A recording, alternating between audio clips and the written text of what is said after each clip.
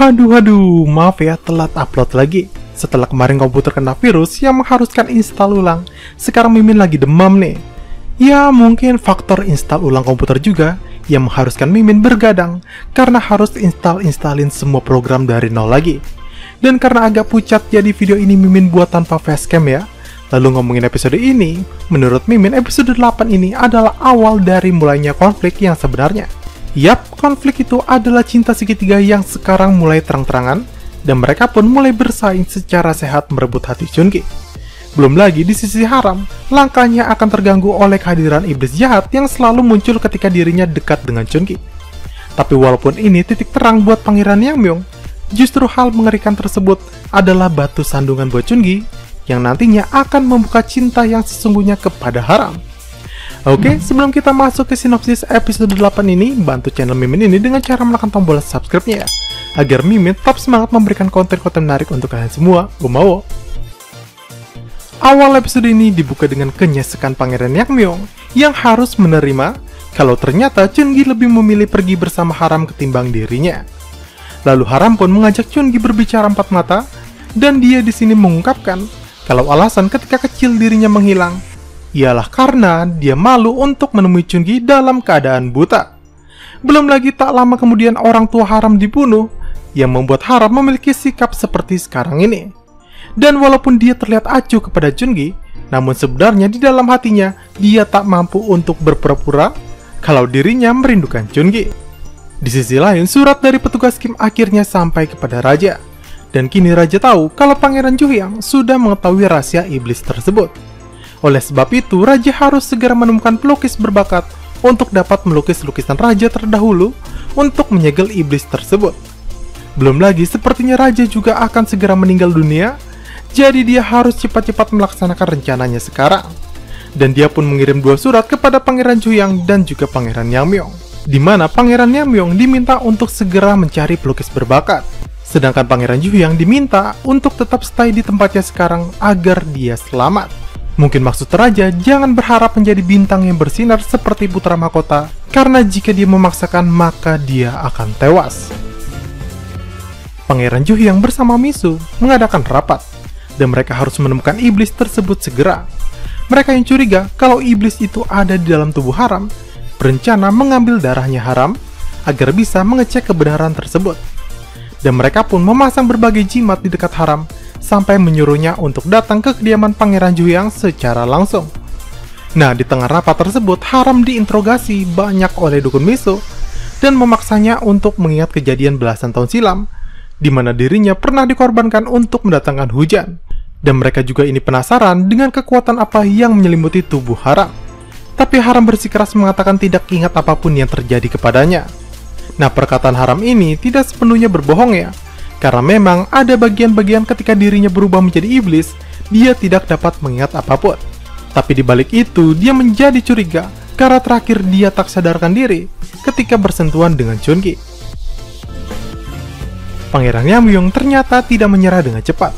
Dia kembali mendekati Chungi, dan kini dia membawa pil Chung Simon untuk menepati janjinya. Dan sebagai gantinya, Chungi juga memberikan lukisan indahnya yang menandakan keselamatan untuk Pangeran Yangmyung. Dan sebelum pamit, malam itu Pangeran Yangmyung menanyakan perihal ada apa di antara Chungi dan Haram di tengah hujan kemarin.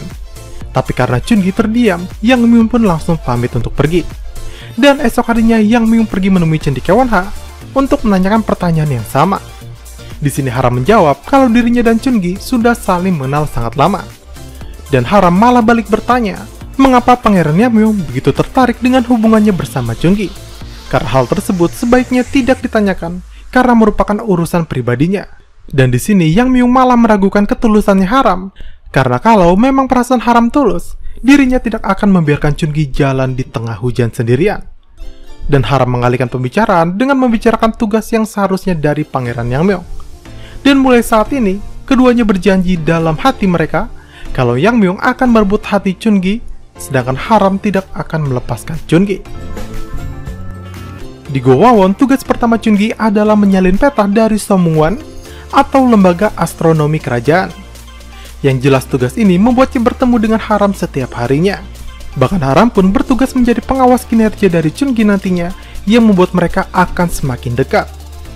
Kemudian tak terasa hari menjelang larut malam, dan Chun-gi menemui guru Han yang memang sudah menyuruhnya agar bekerja tambahan setiap malamnya.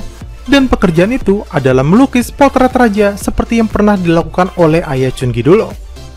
Namun karena ini adalah rahasia, maka Chun-gi dipekerjakan melukis saat malam hari. Dan lukisan tersebut adalah lukisan raja terdahulu yang menyimpan kekuatan iblis di dalamnya. Bahkan kekuatan iblis yang masih tersisa tersebut sudah cukup mampu untuk membuat Chun-gi terjatuh karena terkejut. Nah, selain tantangan menyeramkan tersebut, Chun-gi juga mendapatkan tantangan untuk melukis lukisan raja hanya dengan ingatan-ingatan dari para saksi saja yang pernah melihat almarhum raja secara langsung. Dan walaupun ragu, Chun-gi tetap menerimanya, apalagi dia dibuat sedikit nyaman dan tidak gugup karena orang yang akan mengawasi shift malam Chun-gi adalah Pangeran Yamyeong. Jadi ceritanya di sini impas ya. Siangnya bertemu dengan Haram, lalu malam harinya bertemu dengan Yamyeong. Di tengah hari pertamanya bekerja malam, Chun-gi harus pergi untuk mengambil bendanya yang tertinggal di pavilion saat melihat lukisan mantan raja bersama guru An sebelumnya. Dan di sisi lain, dari bintang langit, Haram mendapat pertanda buruk yang dia tahu itu akan menyangkut hal dengan Chun-gi. Dan Haram pun bergegas mencari Chun-gi dan menemukan Chun-gi yang hendak masuk ke pavilion namun dilarang oleh petugas. Dan atas otoritasnya, Haram menemani Chun-gi masuk ke dalam mengambil barangnya yang tertinggal. Jelas hal ini adalah berbahaya, karena ketika Haram masuk ke dalam, sang iblis lukisan memanggil potongan jiwanya yang berada di dalam tubuh Haram.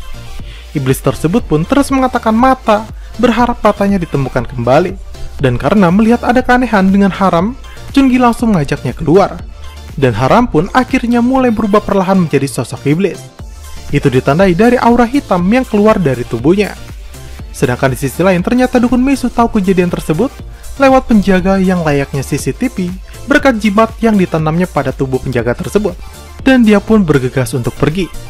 Lalu balik ke Chun-gi yang ditolong oleh Yangmyeong usai didorong oleh Haram. Dan mereka berdua pun akhirnya melihat perubahan Haram yang kini sudah 50%. Dan episode ini pun berakhir sampai di sini. Oke, kalau kalian suka dengan konten-konten dari Mimin, jangan lupa untuk menekan tombol like, subscribe, dan nyalakan tombol lonceng notifikasinya ya, agar kalian selalu mendapat info menarik dari channel Mimin ini. Saya Mimin Chandra pamit, see you, sahabat Mincapedia.